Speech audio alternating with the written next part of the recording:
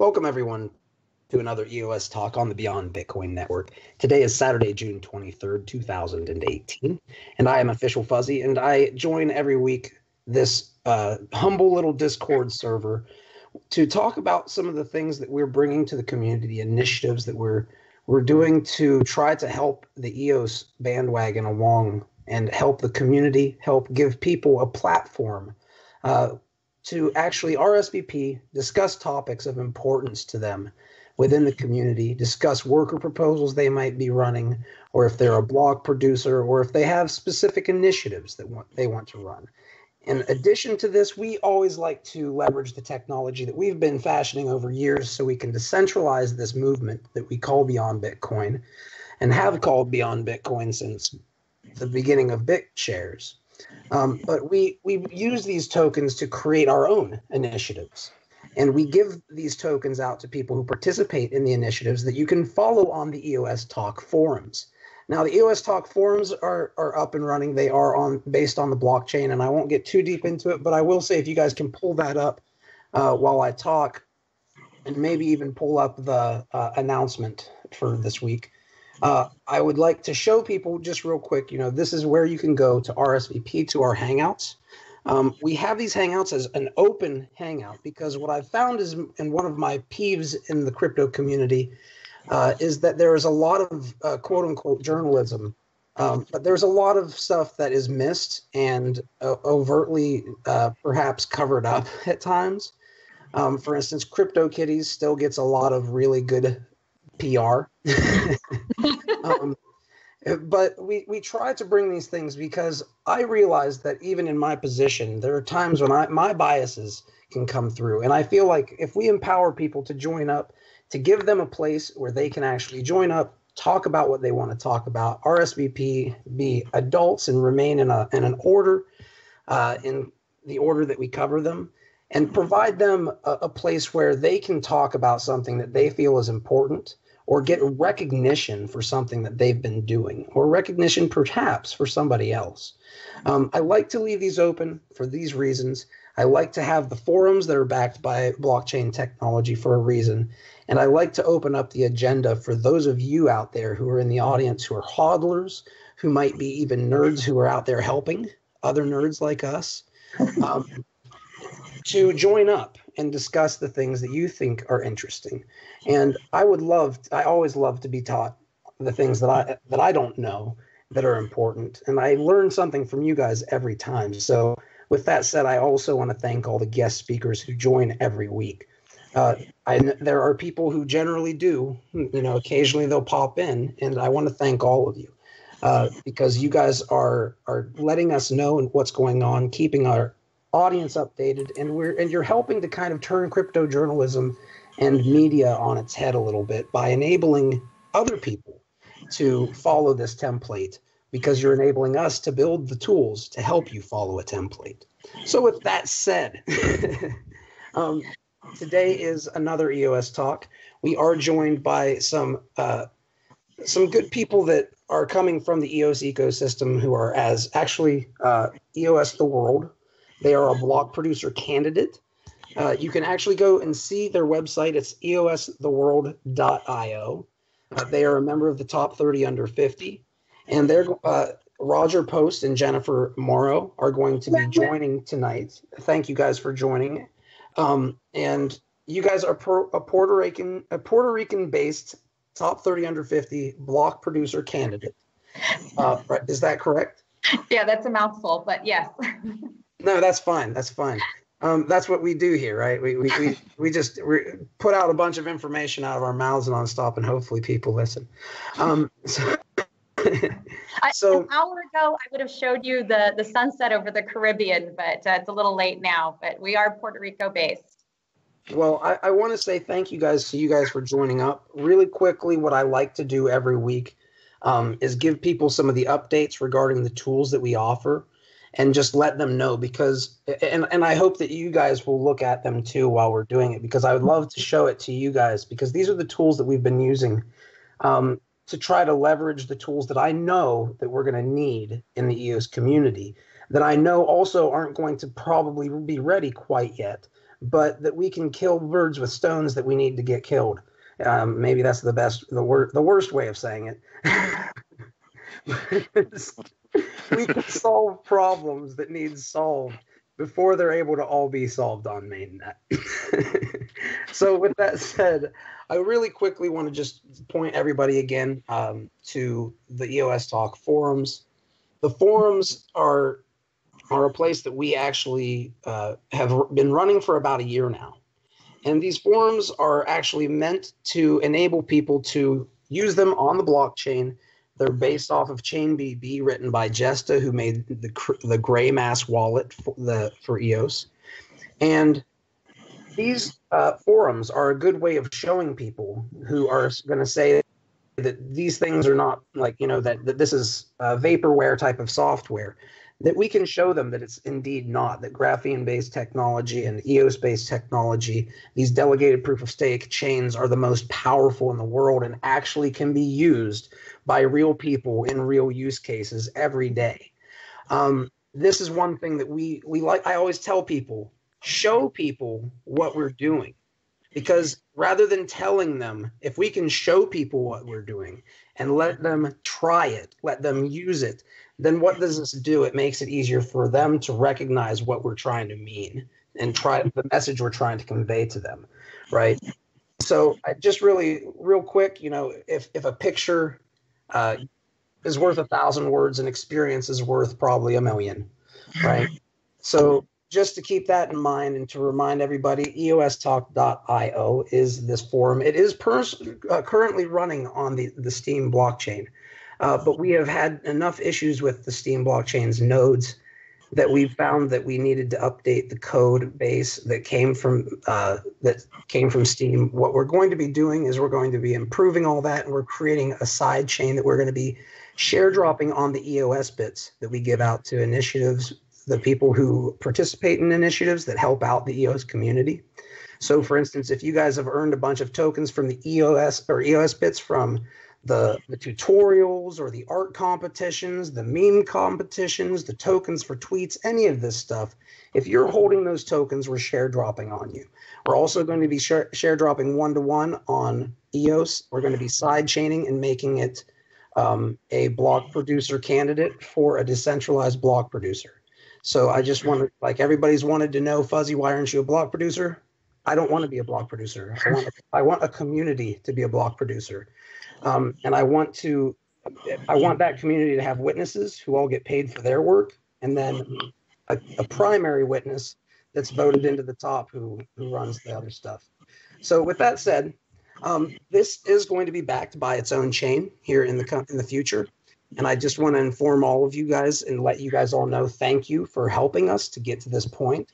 This is actually in response to Dan asking for, during the arbitration periods, whenever the freezing of the accounts happened, he said that these things need to be on the blockchain.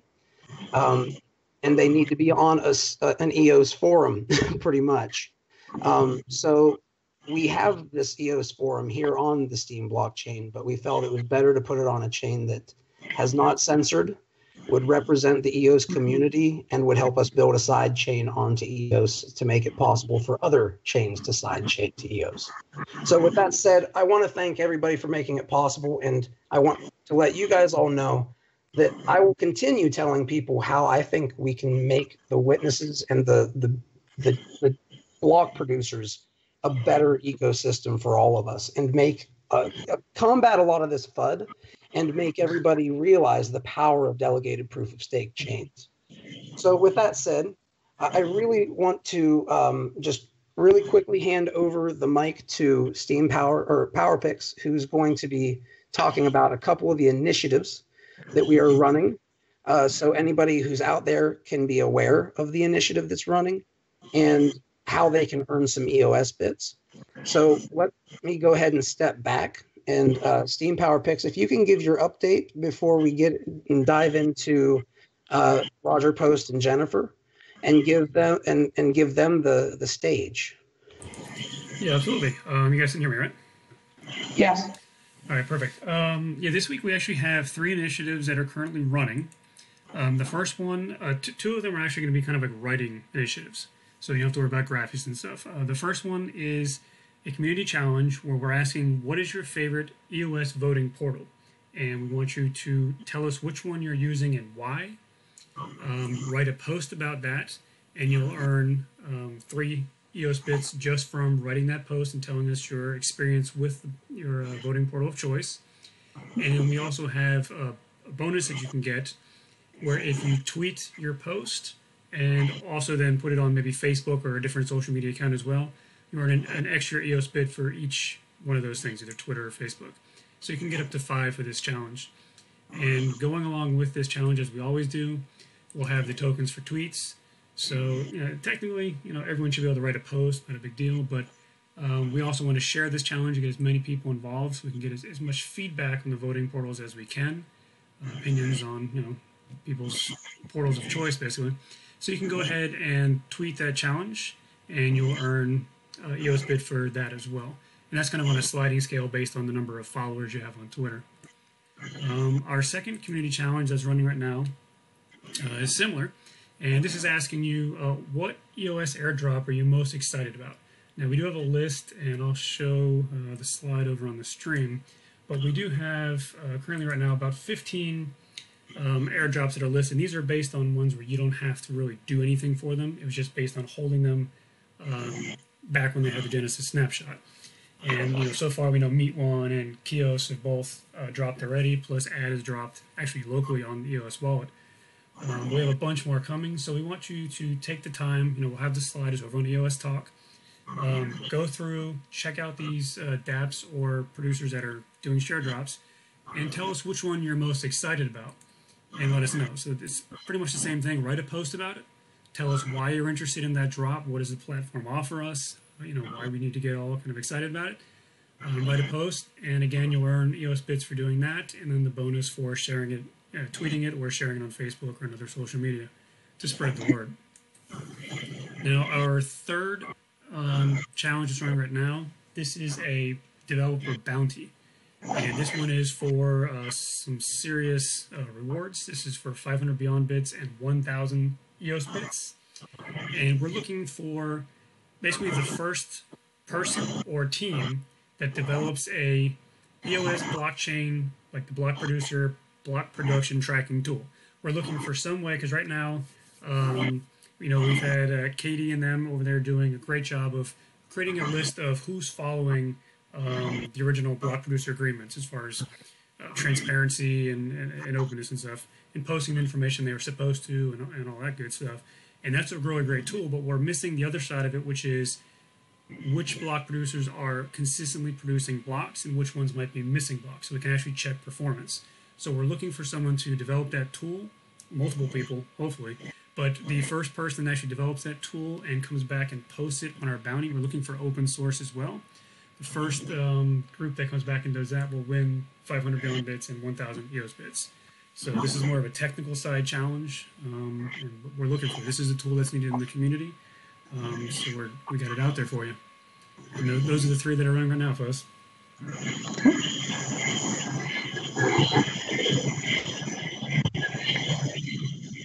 Oh, no, we need to mute you. Okay, there we go.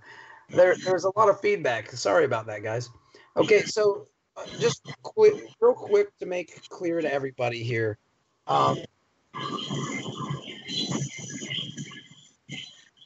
I think we've got somebody here who's coming in. Somebody turn the mic.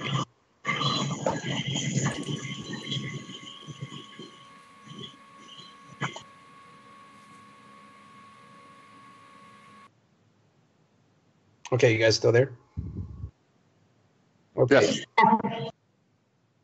Okay, so maybe thank you for fixing it, whoever it was. So real quick, just to say thank you to all the people who do participate in these challenges. We're trying to help you guys get initiatives so you can see the best block producers. Some of the stuff that we think is really important is making sure that we show the block producers who are producing the most blocks, missing the fewest blocks. These are some basic things that we came out with the bounty for. And we like to have these other bounties because these are things that we think, like voting portals, are very important also, right? These are things that we need to show people. We need to have as many options available as possible and show people and debut and showcase all these options that our community is creating. So we're trying to get you guys to leverage your voice. That's all you've got to do is share it with people. And if you don't have a Twitter account, don't worry about it. Just create one and go try to make friends. As you post things, people will follow you. You'll find that if they can earn tokens and they find that this is an interesting thing, or they find a tidbit of information that's valuable, they will say, I am going to follow this person because maybe this person's going to give me other tidbits of value. And before you know it, you've built a network of value that you can share with, that likes to listen to what you have to share. And then also, in addition, you start earning some tokens. Of course, like we said, though, we have art competitions and all kinds of other stuff for you guys. And we leverage these things to help people like these block producers here tonight for various initiatives. So things that you guys are maybe doing, to be honest with you, are things that we work with and try to make, sometimes maybe Roger and Jennifer, you guys might want an art competition to find a logo or something, we do things like that. And we try to do this on a grassroots level, and we've done it with the world's first cross-chain tokens. Because I always talk about the value that we can create between chains, which is one of the most valuable things in delegated proof of stake. Because guess what? No other chains can scale enough to do it, right? So we're in this great position. So if you guys ever have any ideas of anything that you would like, I would like to offer our assistance and the assistance of our great community who earns these cross-chain tokens and has been amazing support to a lot of these initiatives. But with that said, and thank you guys for taking the time and listening to our introductions and our updates and stuff for the community side. But I do want to thank everybody who's here to listen, because I think that what Roger and Jennifer are going to be talking about tonight are some important topics. I think it's something that they can teach us a lot on. And I think as a lot of us are kind of newbies to a large degree as well on some of these fronts. So it's never a bad thing to learn from block producers some of the things that they think are valuable for block producers, and also learn. With that said, what I'm going to go ahead and do is, are you guys ready to say hi to everybody, or are you guys having some technical difficulties? I think I'm good. I think we're ready. Oh, okay. I saw Mike muted somehow. Oh, okay. Never mind. That's our streamer. Okay, so feel free to go ahead and introduce yourselves. I know I already did in the very beginning, but obviously you guys are more experts on yourselves and what you're doing and your goals and everything than I am. So if you could teach us a little bit about yourselves and some of the topics you're bringing tonight, and then we can open it up for some community discussion. Perfect. Thank you for the introduction, and thanks for the work you're doing to get the word out about EOS and to develop the community, and especially to do cross-chain, which I think is I'm very excited about cross-chain tokens and cross-chain communications, and I'm glad to see that it's being embraced. And we got to get more people using it and more people understanding it. Oh yes. Agreed. So Jennifer and I'm Roger, are with EOS the World, which is a block producer candidate. We are not currently a block producer. We do not have, we are not among the top vote getters at the moment. We are, our initiative is Puerto Rico based, although really we have a distributed team that's all over the world. We got folks in Texas, we got folks in New York City, we got folks in Eastern Europe. So we've embraced the internet's ability to bring people together and work as a team around the globe. And we wanted to speak about a number of things that have been, I think, being spoken of among the block producer candidates and among people who are following EOS. And one of those is sort of the importance of bare metal infrastructure among block producers. Another is this top 50 under 30 movement, which I may have just gotten those numbers backwards. Yeah, and Jennifer will speak about that, and since I've already screwed it up. And then just talk about sort of the what we've seen from the block producer voting and the block producer sort of the EOS launch thus far, and some of the reasons why we hope that that more people find out more about EOS the World. So to start, bare metal. So there are sort of block producer candidates are largely divided among those who have gone and purchased or leased or obtained hardware in some fashion. So they have their own server hardware, they got their own network hardware, it's sitting in a data center somewhere, and they're running it. They own their infrastructure. There are a bunch of other block producers who have made the decision to use cloud providers. So they're on AWS or Google Cloud or Microsoft Azure or any number of other cloud producers. And my day job, my real life job, is I spend a lot of time working in the cloud space, and we do a lot of consulting there. We do a lot of consulting with government agencies in the cloud space, and the cloud space is a wonderful thing. It's enabling a lot of great things for the enterprise and for individuals. It serves a purpose. That sort of compute is probably not appropriate for block producers, and I can explain why. There's a number of reasons. One of them that's being discussed is that by clustering a bunch of the block producers on what is essentially the same network, so that whether that's AWS or one of the cloud providers, you're sort of creating a single point of failure there. That if the once every 5 or once every 10-year event that AWS just goes dark, most of the block producers go dark as well. I think that's a valid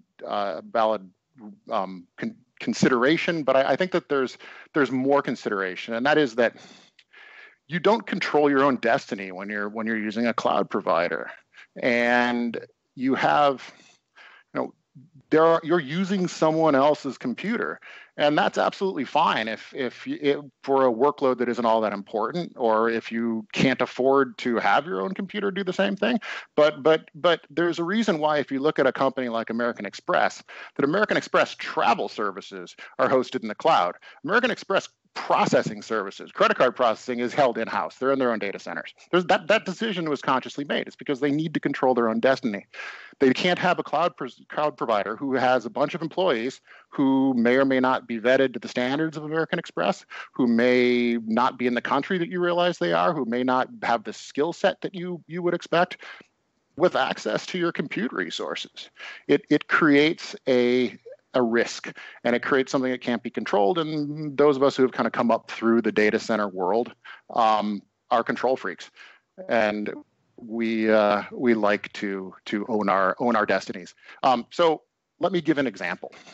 I have a customer who has a large presence with one of the big 3 cloud computing companies in the world, and mysteriously, we've started seeing terrible latency between our compute resources and database resources, which was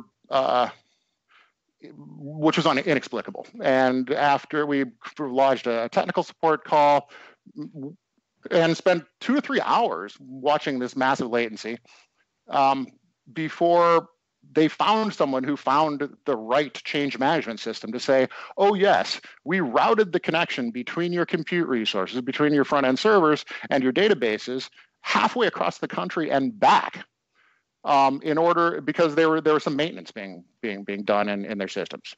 And we had a very, very latency sensitive application.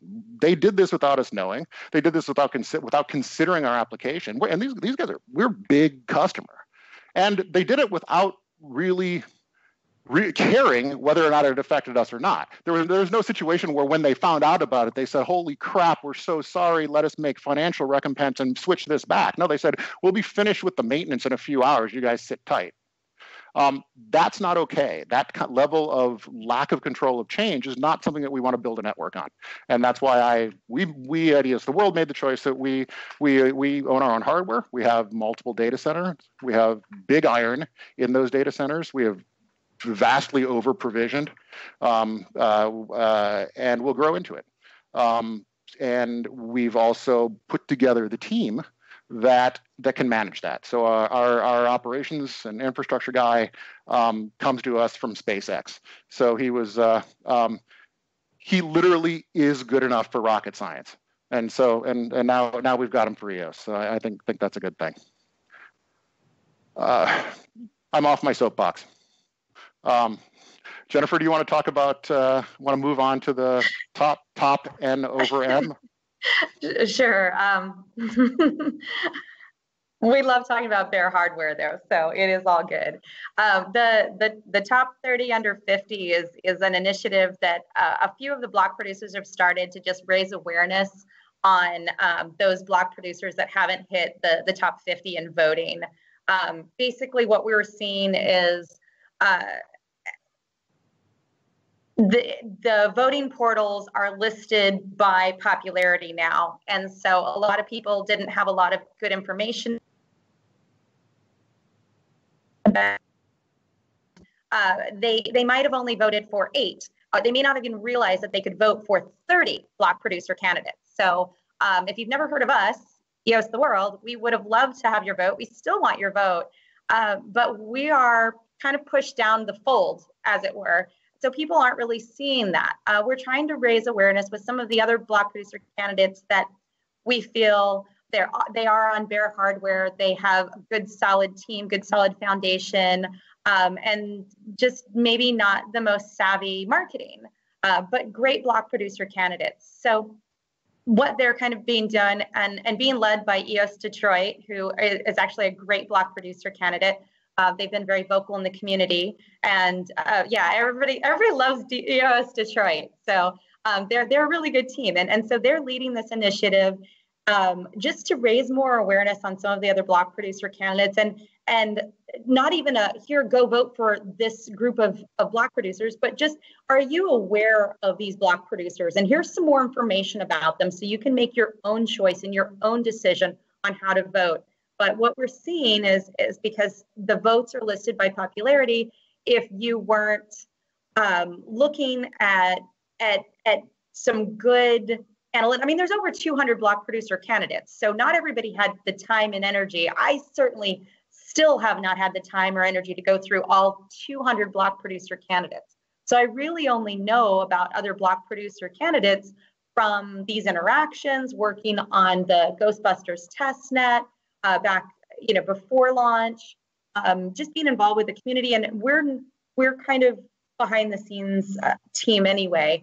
So this is just another way to educate the EOS community and the EOS voters to know that there are other alternatives, there are other block producer candidates, and we're really just trying to encourage people to vote for all 30 candidates that you're allowed to vote for.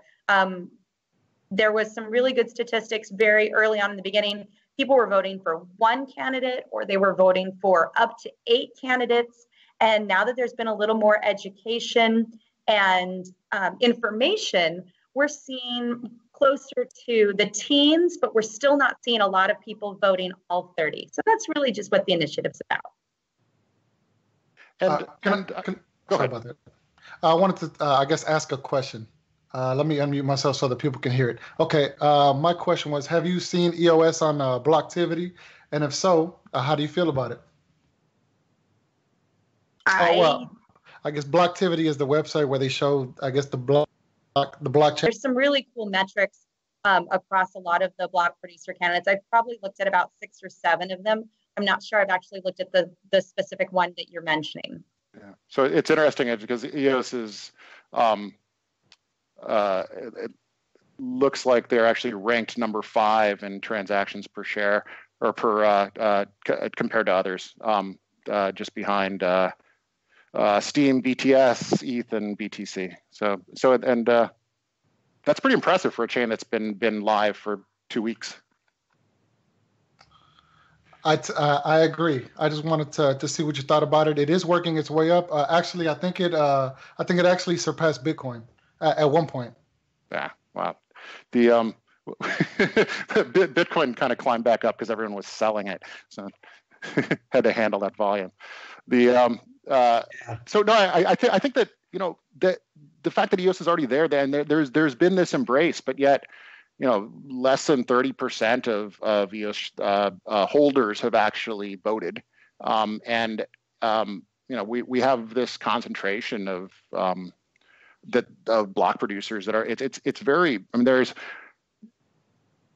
there's a handful of block producers who got a lot of votes, and then there's a lot of other very strong block producers who did not. And so I don't want this to sound like being sore losers, but I think that there should be more diversity among the block producer candidates, and there's talk about increasing the number of block producers that are in the backup range, and we'll see what happens there. I think it's something that people are noticing. But the first step is that if you hold EOS, go vote and vote for all 30. Yeah, I love your initiative for the EOS voting portal article, and that you're rewarding people for that. I voted using Scatter, and I love that there are now more voting options, and that you're actually going to be rewarding people for writing their review of how they voted, what they voted, and tweeting about it. So that's really cool for you guys. Thank you. Yeah, it's funny because I grew up ironically playing video games, and I never realized it, but at the time. But instead of playing video games, I liked to build guilds. I liked to get a bunch of people together to go kill monsters, so we would all kill monsters together. And one of the things that's kind of interesting is that experience. For a while, I thought that I had missed out on a lot, but I've come to realize that that's almost, I got my doctorate in it almost. So now you learn from how people work together, that there's this emergent quality, right? And everybody we tend to underestimate our own value. And oftentimes the world around us is built to tell us that we're not valuable enough. So we go buy stuff to make us feel valuable, right?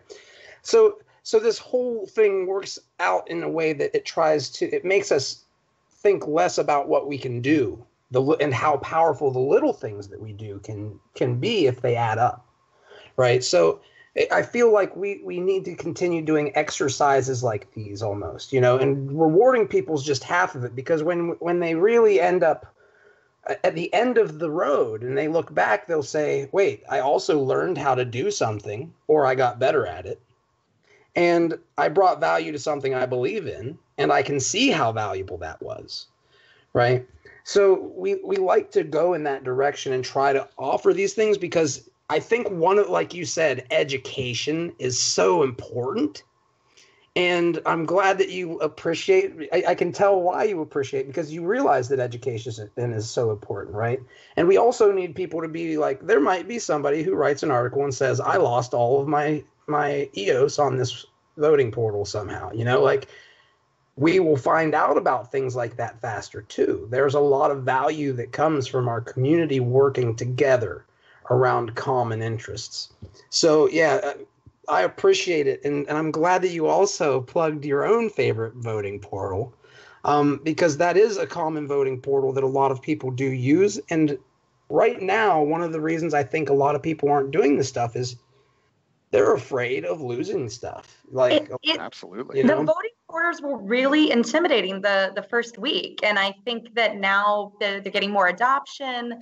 The documentation is easier to follow along. And there's more voting portals. I saw EOS Canada has released a new voting portal. I was checking out their stuff. I mean, they've got a really good site and some good information. And I haven't tried that. I'll be really interested to see what other reviews are out there for the different voting portals for the next time I vote. So yeah, it's kind of exciting. Yeah, and the top 50 under 30. That's what it is, right?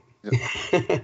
is another good initiative, I think, because we need to be aware of all the different block producers out there and all of the human resources in addition to this amazing hardware.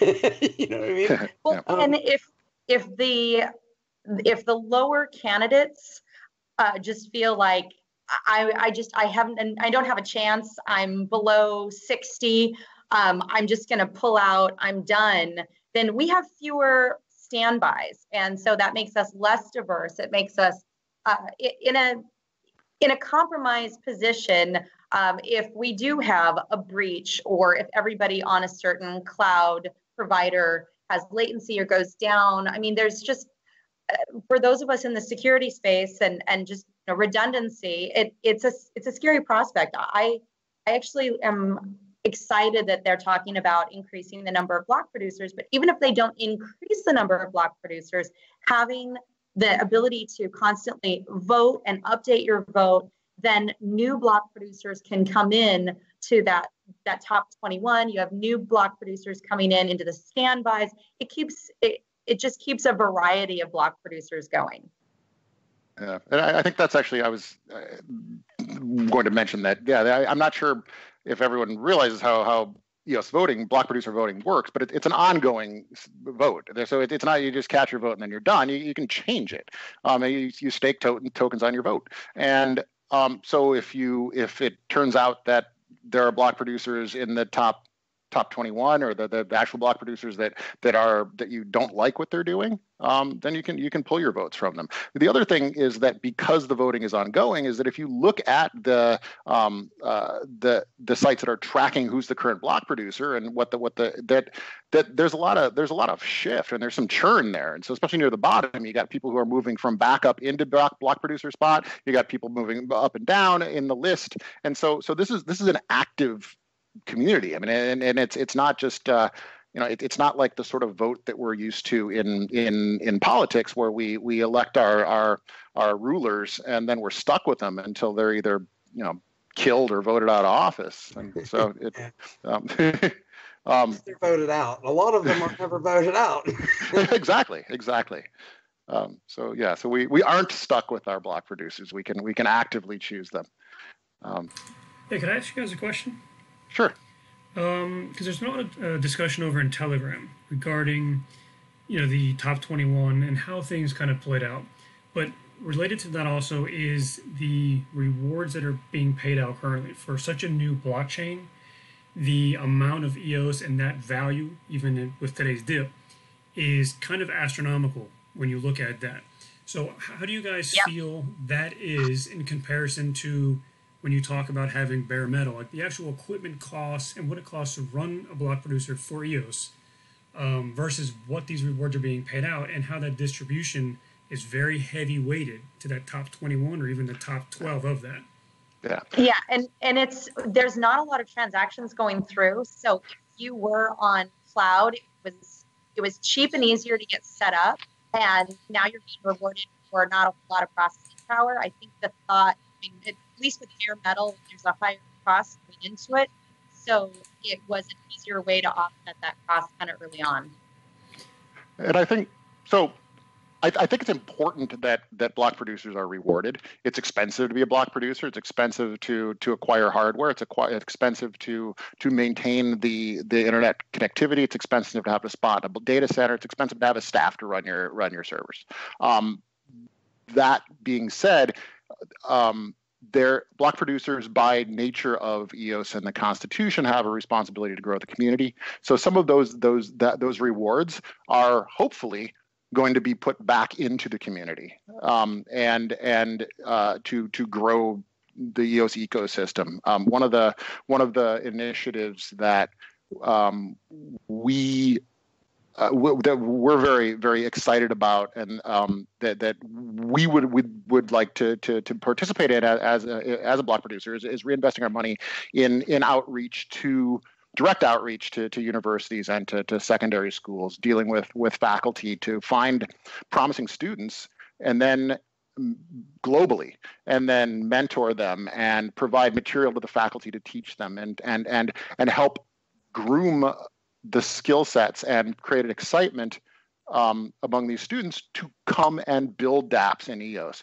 to come and be part of the EOS community or just the blockchain community in general. Because I mean, you have a handful of universities that are graduating people that I could hire as soon as they get their degree and go and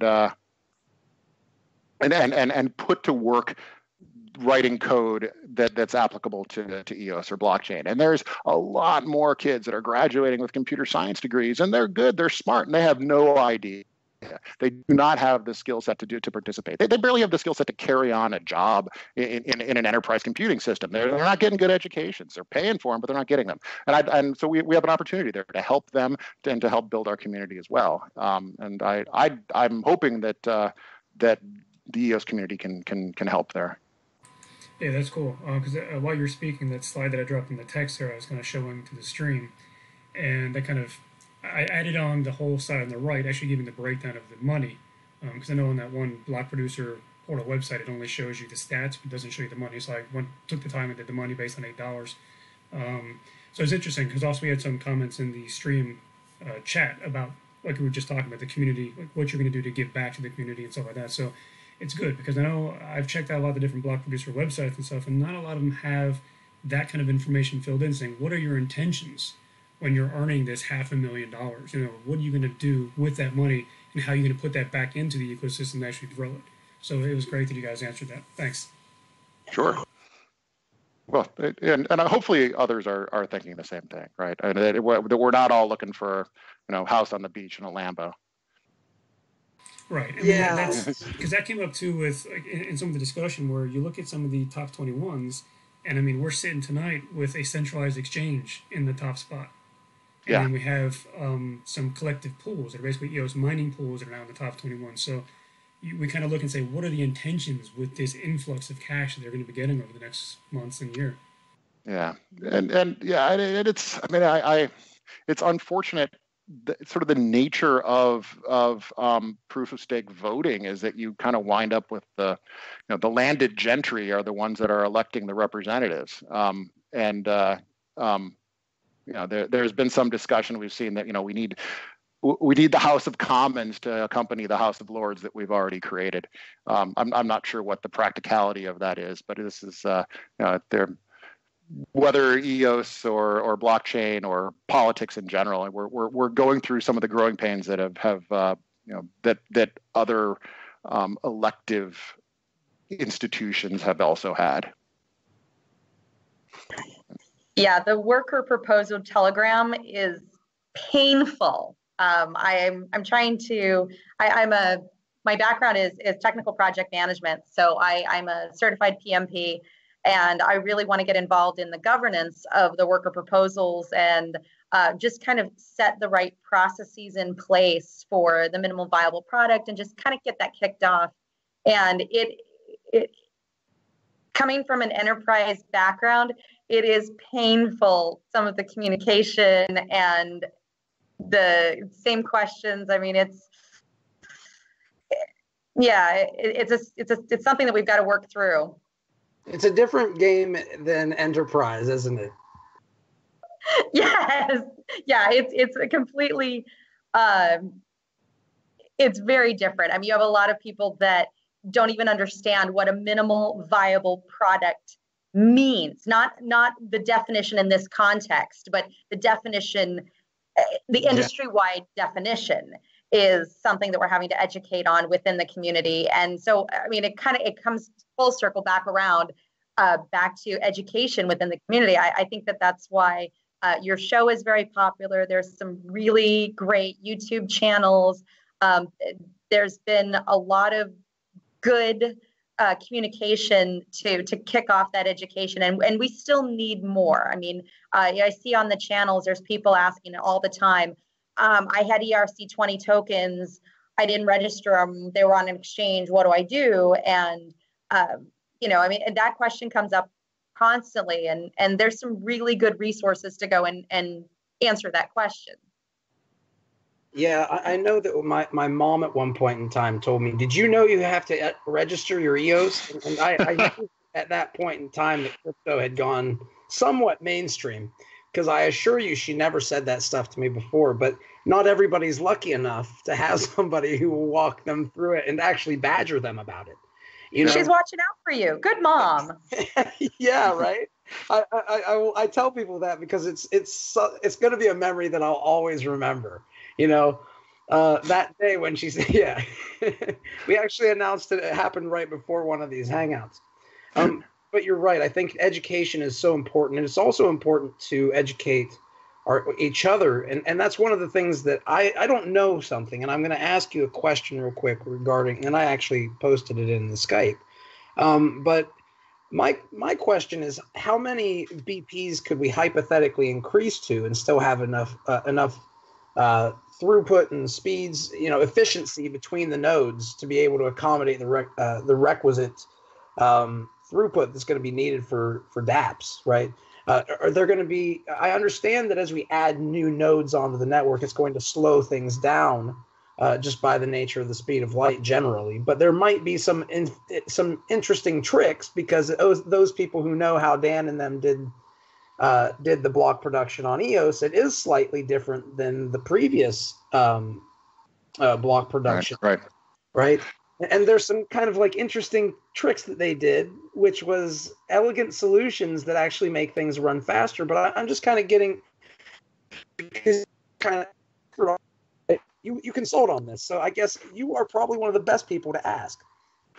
So I consult on this, except that I'm not entirely familiar with the way that Dan has built EOS and the consensus algorithm, and how the number of block producers would actually affect it. I would have to look more closely. But I mean, the great thing is that it's testable, right? And you know, we can model it, or we can directly test it. And then now would be the time, especially to directly test it, before we run into those limits or before we make bad decisions. But yeah, the other question is, you know, what is the acceptable delay? You know, I mean, if transactions become 30% slower by gaining, you know, 300% more block producers, well, is that an acceptable trade-off? And I don't know if I know the answer to that. Yeah, and somebody who knows more than I do on the subject made a good point to me that fractions of a second can add up in these things, like very, very quickly. And it's another important thing for people to recognize, you know, because this stuff it's not easy. Yeah. So like you're saying, go back to your payment processing days. So if you're standing in front of a register and swiping your credit card, are you going to stand there for a minute? Are you going to be worried if it takes a minute? So yeah, seconds add up, but seconds turn into minutes, and that's when that no one's going to tolerate that. Yeah, I think that you're right. This is something that we've been talking about with proof of work for so long, and by God, I thought that maybe, and I was naive thinking it, but I thought maybe EOS would open some eyes for people. But I think it's created even more ammo for FUD than I think I've ever seen in my life. And it's because, I mean, this stuff is serious. Like, if you look around crypto, there are very few use cases that you can show proudly to the world. And if you go look at blocktivity.info, which is why we always show it literally every free week, is because it shows you know, exactly which chains work. And guess who built them? Dan and a bunch of people who really cared about it, right? So it's interesting, like, to see, you know, he's the most evil man in the world too. You know, he left BitShares and Steam, and then I go, well, what did Satoshi do? We won't get too deep into it. But I guess the point is that scalability is important. Being able to go to the masses is extremely important, and I think that a lot of people who are out there who are so maximalist that they're not diversifying into different ideas as much as coins in general are going to be at a deficit moving forward. And it's one of those things where if you're thirsty and I'm telling you, here's the river, go to drink from it, and you don't go, eventually you're going to have problems getting there. So this is the type of thing that we continue doing this every week. And that's why we don't cover price. That's why we don't push to the moon? Is it going to go to, $1 million this year?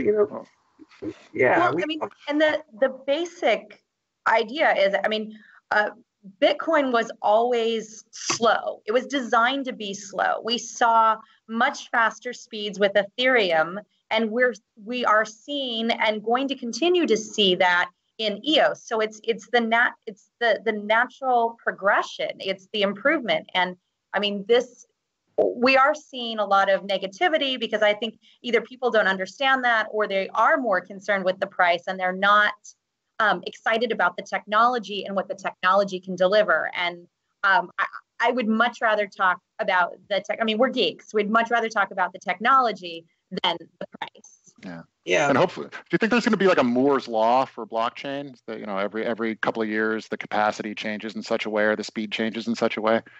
It'll be very interesting. What I'm waiting for is, I know that our government and other institutions have quantum computations going on around the world, and it gets me into things that we could probably have a whole podcast on that, but we won't.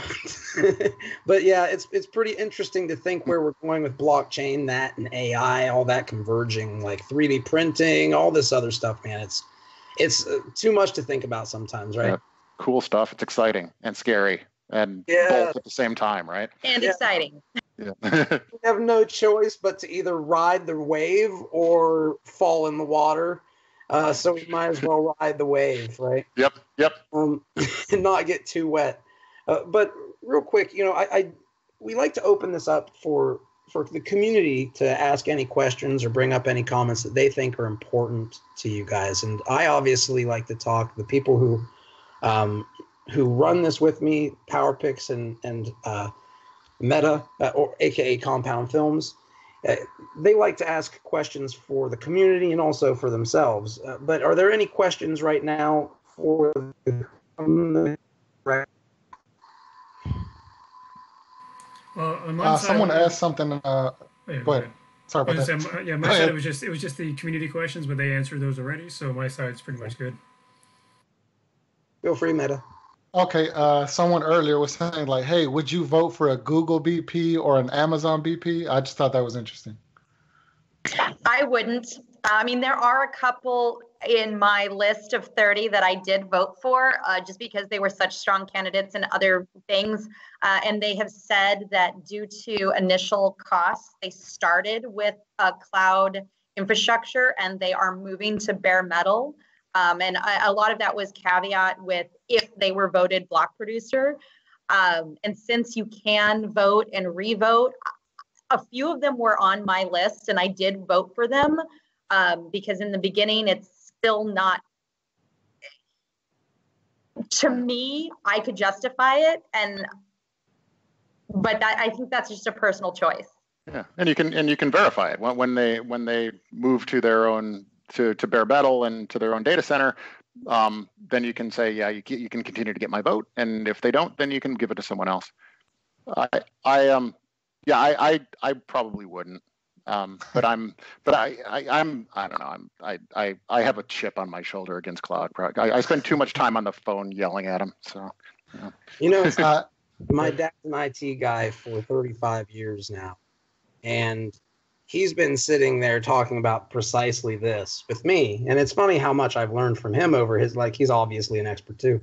And he tells me pretty much the exact same thing. They always come in telling us this is going to make life easier, and it never does. So, and he always advises, of course, against it. But his bosses and stuff, they like the idea of what the salesmen say. And, sometimes they listen, sometimes they don't. But I'm sure that's the life of pretty much any IT admin or a director of IT or any of that stuff, right? Absolutely. You have a lot of people who make the final decisions who don't always understand all the complications that go into it. And that's kind of what, going back to the education thing here, right? Yes, absolutely.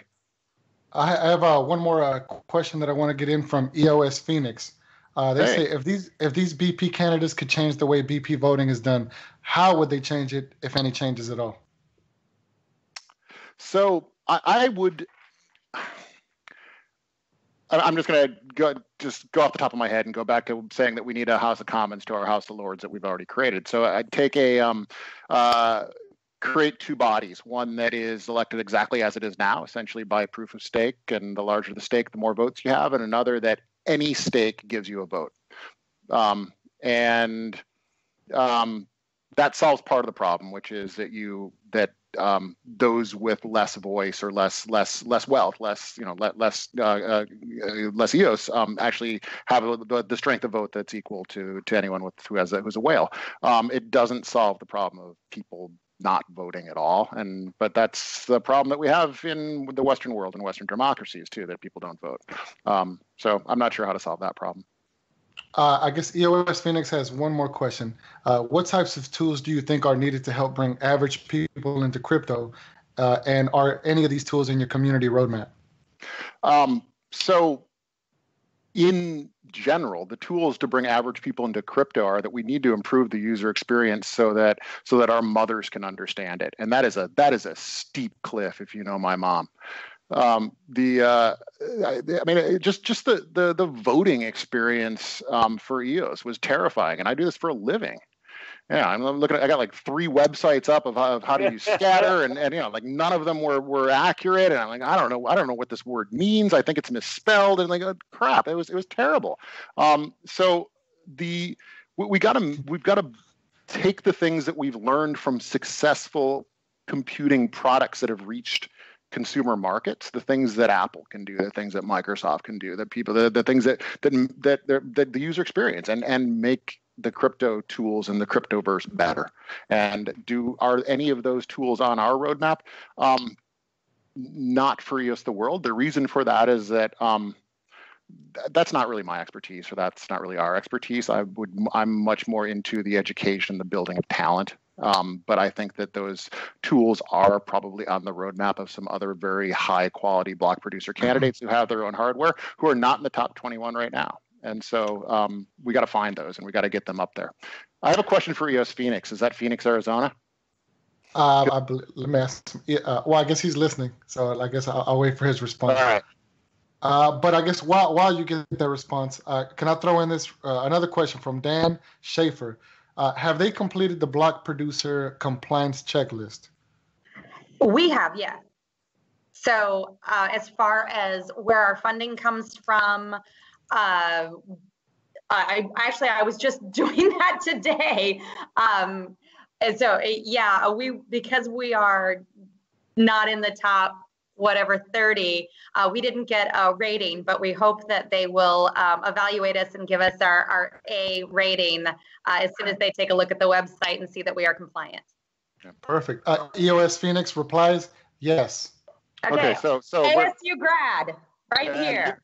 University of Arizona grad, used to live in Ahwatukee, so practically neighbors. So great questions, great questions, EOS Phoenix. Thank you. I have a couple more questions if you guys got time for it. Fuzzy, are we able to take a couple more questions? Well, we have this set up. I extended them from 60 to 90 minutes because we keep having these really good discussions that it's like, how the hell do I cut them off early? So, yes, I think we have plenty of time, actually. I have nothing else to do on a Saturday night, so keep them coming. Oh, that's the life of a nerd if I've ever. By the way, EOS Phoenix replies with a smiley face. Awesome. So Acrid asks, how would you mitigate stake spreading for voting purposes without implementing identity checks? I think we need to implement identity checks. Yeah, otherwise you have a Sybil attack. It's been discussed in a lot of the Telegram channels, but without a strong identity management system, you couldn't really set up a one vote per user system. Agreed. You guys are so on point. It is so nice to hear it. But these are very difficult discussions to have too, right? Like, it even extends into the point, and I will always bring it up, so I apologize to those who take offense to me saying it, but I just not too long ago saw a video of people getting chipped in their hand to be able to do things. And I thought, man, how wonderful of a way to uniquely identify people, potentially by using biological markers and things like that, that it can, in real time, it can realize that you are a unique person.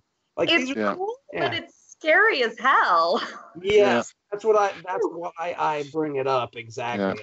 Yeah. Well, no, I can feel the sort of the bad vibes from our libertarian friends coming through my screen, because I just said we have to do the identity checks, but the reality of it is we got to do the identity checks.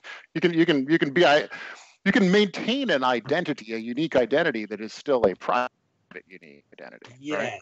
yes. And actually, I think that goes into, I believe, Webs of Trust. I don't know where you guys feel about it, but I keep going back to Webs of Trust as probably our best bet, or some variation thereof. Agreed. And that's one of the things that excites me the most about blockchain, and I think that EOS actually enables is actually finally some real identity solutions. Yeah, man, it's good to hear people like it. For so long, we were kind of alone, all of us DPost nerds, and we're getting a lot more people realizing just how powerful this is, and it's so. I was at the Tulip conference, and he mentioned the same thing I just said about Satoshi leaving Bitcoin, essentially stopping working on Bitcoin, and I thought, man, it's so nice to hear people who are bringing these cogent points to the table, that it's not offensive, it's just the truth, and we need the truth. It doesn't harm us to look at the truth. We should be looking at that. And that's why it's important that we also recognize that block producers, they offer a lot of value to the ecosystem potentially. And they should be, in my opinion, at the wages that they're at, they should be leveraging that to build things that will, like, to plant seeds that will be rewarding us forever. and you're not alone. Just some of us have been in the background. I think that's where we're geeks. I mean, we prefer being in the background. We're not. One of the things that we've been kind of trying to promote a little bit better is that we're the pit crew. We're not flash. We're not out there being jazz hands and at the forefront. We're the pit crew. We're the team that when you need stable, reliable hardware, you need a stable, reliable, dependable team. That's us. We're not as vocal and we're trying to get more active in the community, and instead of just sitting back trying to take more of a role, it's not natural for most of us. Yeah, I think it's one of those things that we all kind of like. I don't think anybody who comes into crypto is prepared for what they're about to do, no matter really what you've done. And ironically, I think I'm probably one of the closer ones with building guilds to what I do, like as far as similarities. But like there is similarities, but no matter how similar you learn that the crypto world is very much a different world, and we are really living on the edge of this stuff. So I guess one question that I would like to bring up is, what do you guys think about the concept of BPs being DACs in and of themselves, and maybe even leveraging DAC tokens to be able to be incubators and reward people in that kind of way? So I have some mixed feelings there, because I think that the DAC model can be sort of twisted pretty easily into a mechanism of rewarding people for votes, essentially votes. And so I'm concerned about that, but I think in general, I'm not opposed if we can get the governance right. What are your thoughts on term limits? This is one of my big questions that I like to ask, because there is a life cycle generally for hardware, right? You're probably one of the most aware of that. Mm-hmm. I think that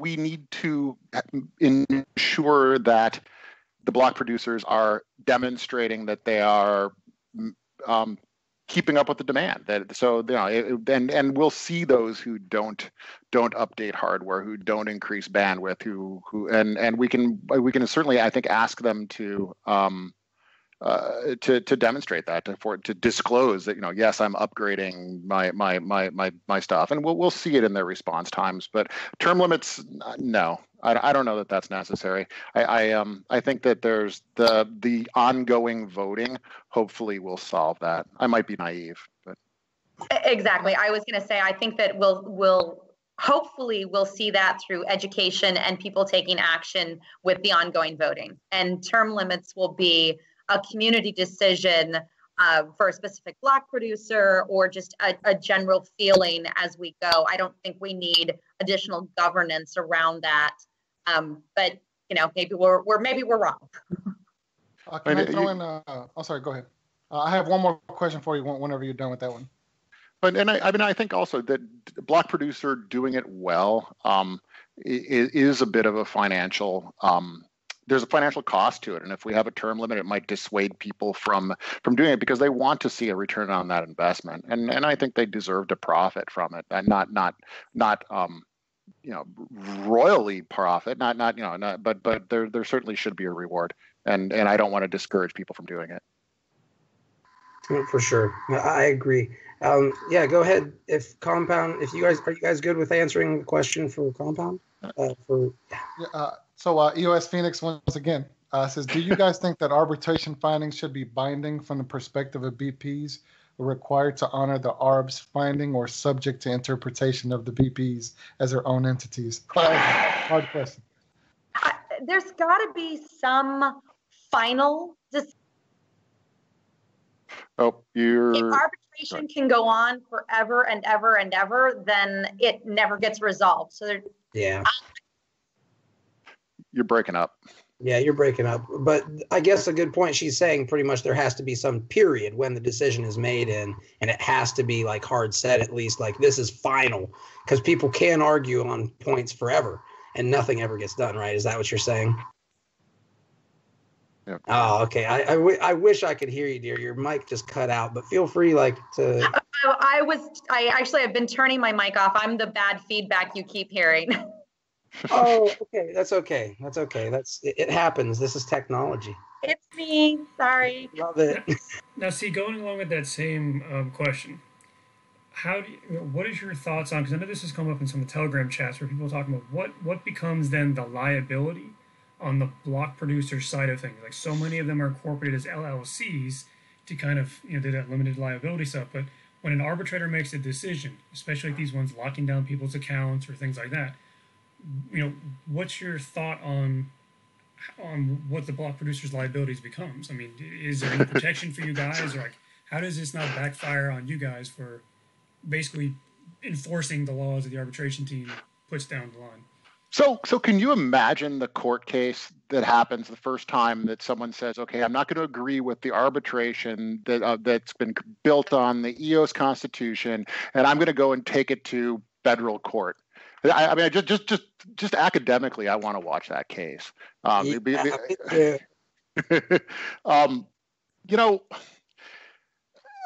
Sure, there's always risk of liability. This is first and foremost a business, and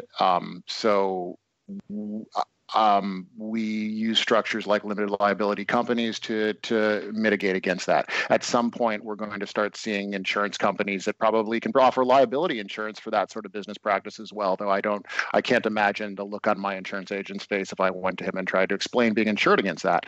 But maybe for it, Roger. Yeah, and I think a lot of it comes down to intent. I mean, if the block producer is processing a transaction that appears to be legitimate, then they're not doing anything sketchy. If the block producer kind of goes around, I mean, I think it just comes down to intent and what the definition, what the arbitration defines, the guidelines that they set down, and then just being very clear with those guidelines and saying, okay, as a block producer, it's your responsibility to do this. And if you're following those things, then you're not, as a block producer, you're not liable because you followed everything to the letter. If you're just kind of not really following along, then yeah, it's your fault. So it's a matter of clear processes, clear guidelines, and clear just clear statements. So it's not vague or ambiguous. Yeah, and I think that we also need tools that help us assess, when things happen and what's happened, and log all these things, in a way that makes sense and is easily visible for other people, like for everyday people too, potentially, So because a lot of people have access to the information, like who are extreme nerds, but how many people have? Hey, there's obviously we need extreme nerds. I'm not putting it down at all. I'm obviously probably a little bit too far in that realm myself. But the fact of the matter is, this is something that's very important that we should be talking about. Yeah. All right. Then I have 2 more questions over from my stream site here, from Steam Blogs. First was asking, are you working on any specific dApps? I know you guys have talked about your community goals longer term, but are you going to develop any specific dApps? And then the second question is more related to this governance stuff we were just talking about, is what is your view on that 3-year inactive account seizure policy that's in place? I think that has to do with if you choose a name, not the name that's obviously given to you, but it's on selected names. Sure. So from a dApp perspective, yes, can't talk about it yet.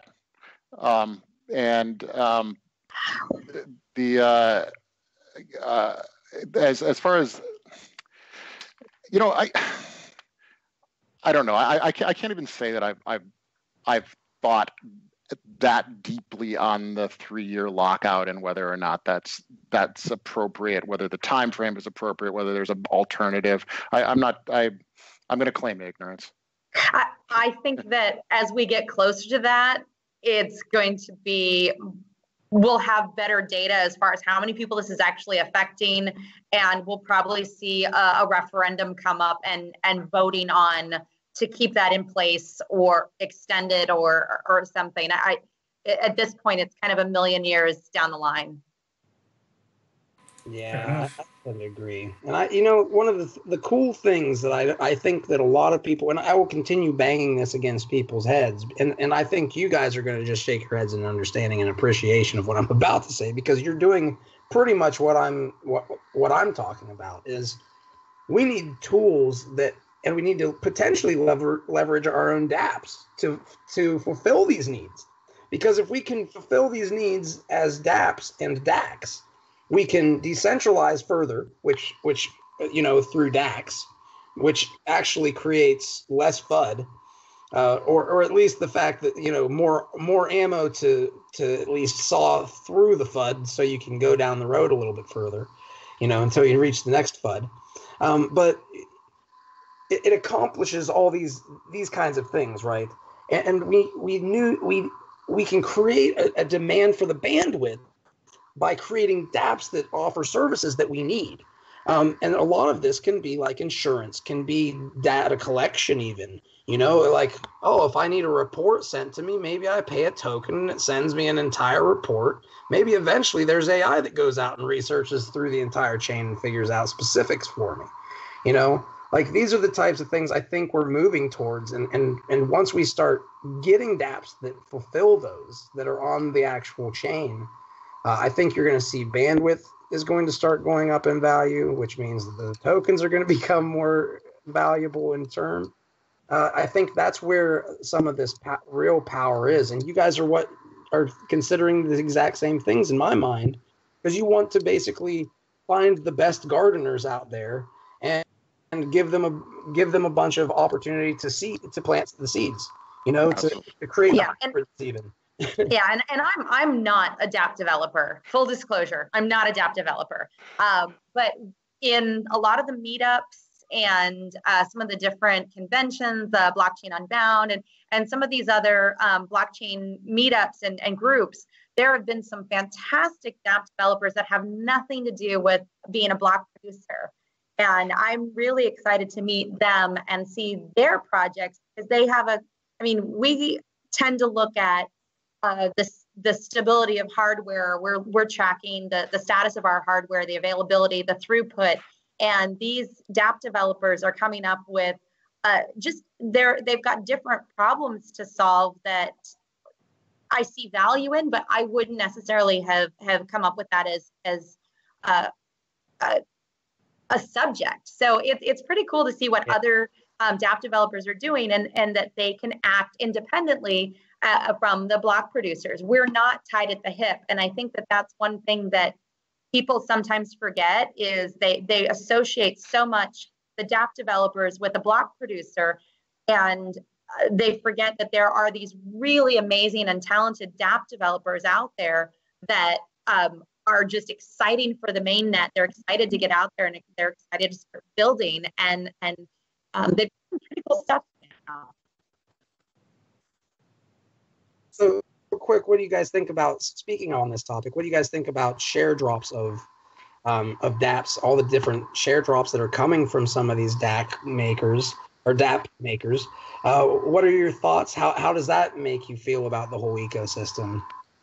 I think share drops are fantastic. I think that we're at the very beginning of a whole new model of how value is exchanged.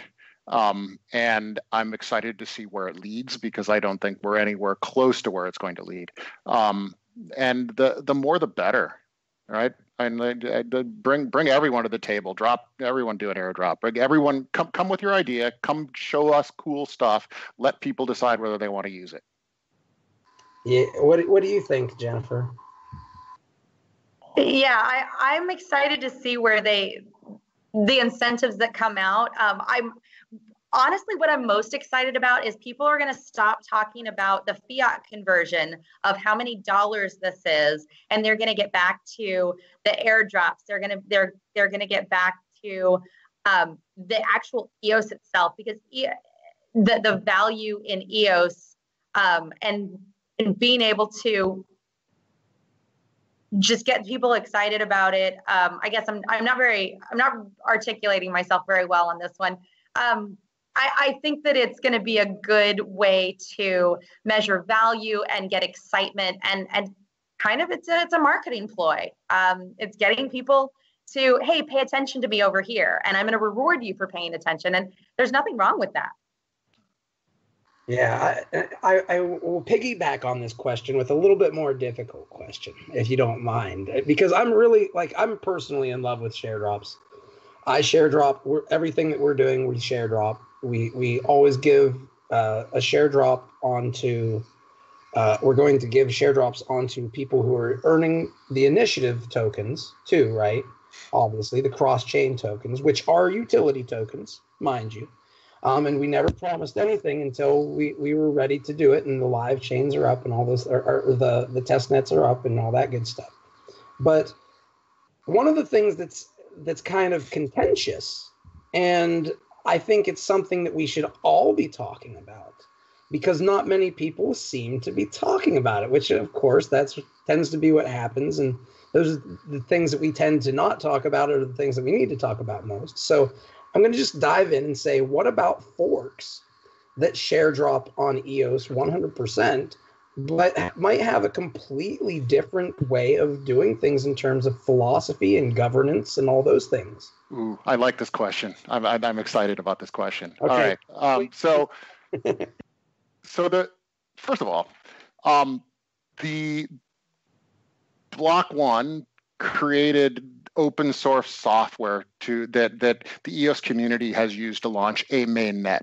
I'm shocked that there aren't multiple mainnets already.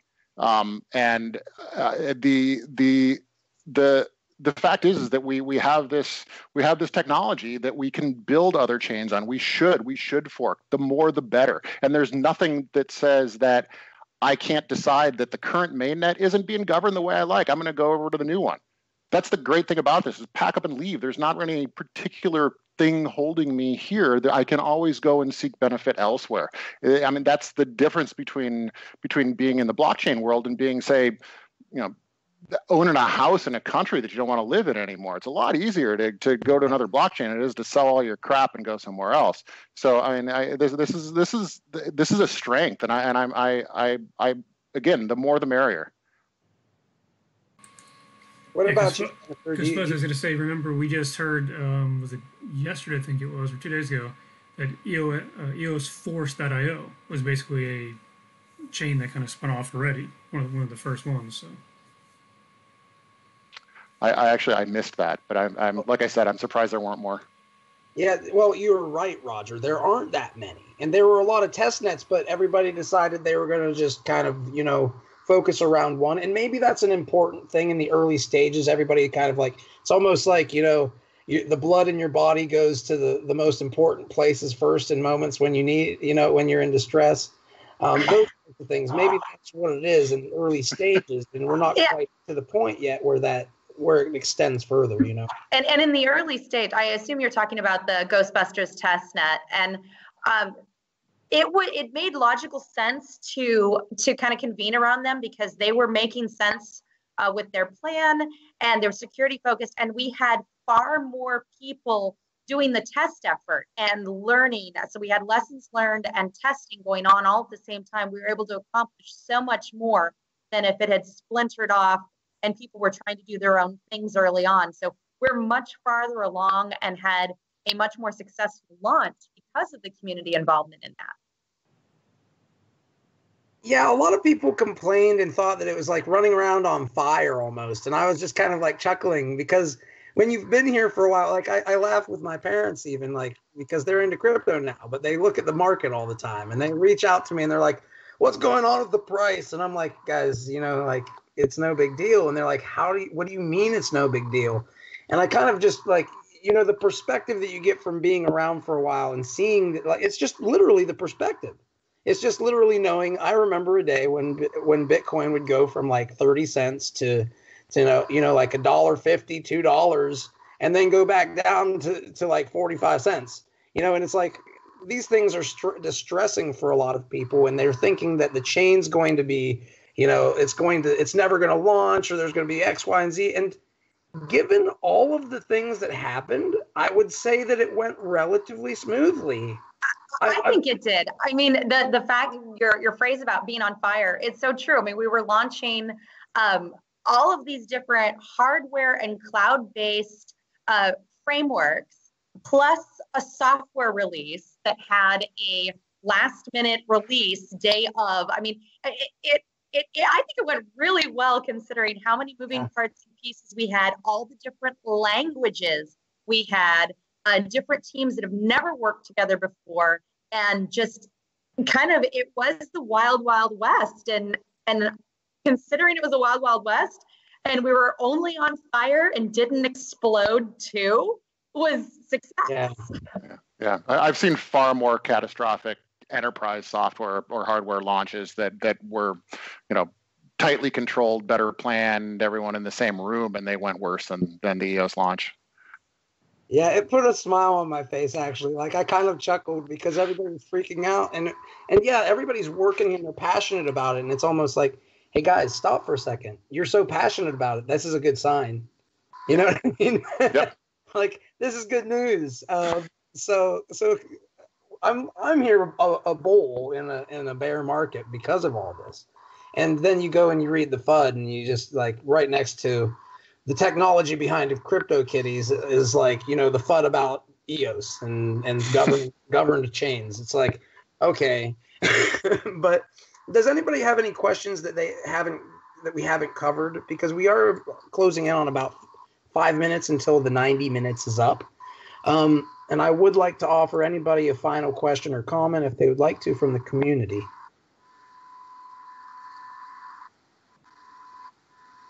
Okay, well, it sounds like there's no more questions. Sorry about that. Can you hear me? Yeah.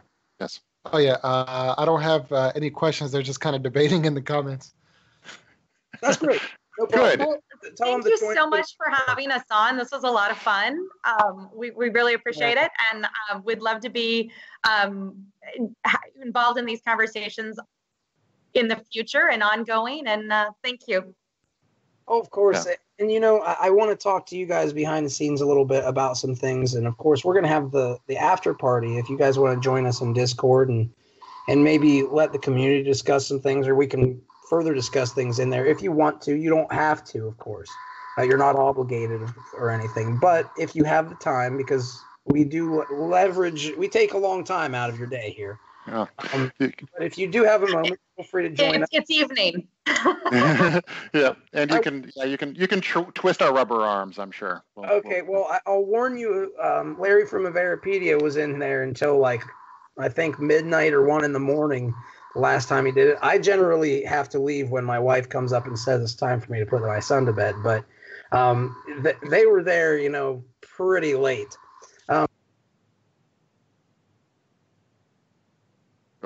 Cool. We lost you, Fuzzy. Oh, I think my my computer messed up on me there. But I don't want to take too much of your time, but I will say thank you guys for joining up here. Thank you for being transparent, teaching the audience something that's important tonight, which I agree that it's cool to hear people talking about, controlling your own hardware and how important that is too. I think this is something that's going to be a salient lesson for us if we don't learn it the easy way like this. We might learn it the hard way in the long run, and we'll have to learn that and recognize it. And I would like to cut that off before it happens, but God knows if it'll happen.